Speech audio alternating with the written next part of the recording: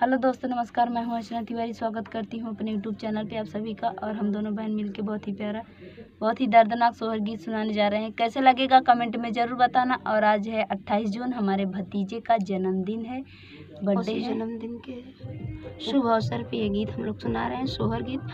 और भगवान करे हैप्पी बर्थडे और लंबी उम्र हो, माता रानी से यही प्रार्थना है।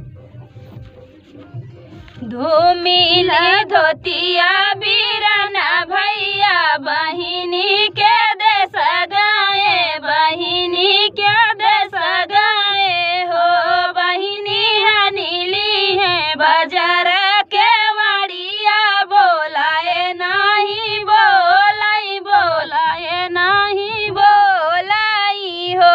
बहिनी नीली है बाजार के वाड़िया, बोलाए नहीं बोलाई, बोलाए नहीं बोलाई हो।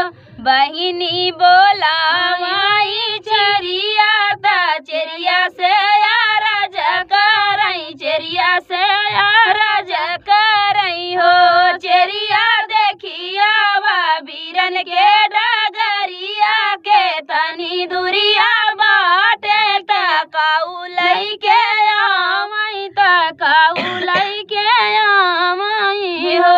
ढूंढिया ता महा महा महा कई ता पियरी गहा, बरता पियरी गहा। घर हो रानी घोड़े पीठी भैया या सवार, दुआरवा पे ठाड़ भय, दुआरवा पे ठाड़ भय हो। काउली आया भैया सासू बादे, काऊ ननद बादे, काऊ ननद बादे हो। भैया काउली आया गोतीन बादे, काऊ भयन बादे, काऊ भयन बादे हो। भैया काउली आया गोतीन बादे, काऊ भयन बादे, काऊ भयन बादे हो।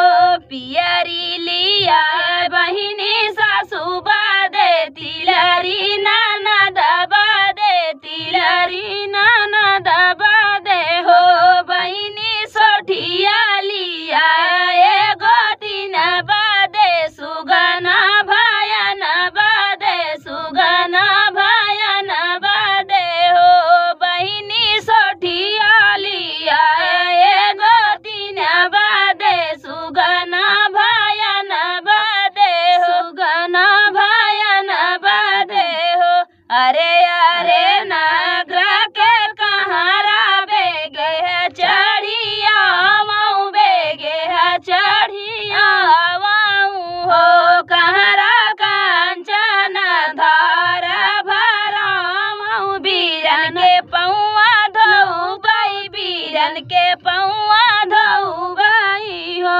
कहरा कांचन थार भरा माऊ, बीरन के पौआ धोऊ बाई, बीरन के पौआ धोऊ बाई हो।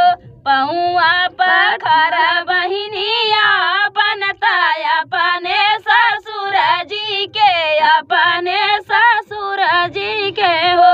बहिनी राख, बहिनी राख मायरिया के लाज लवटी, घर जाबई लवटी, घर जाबई हो।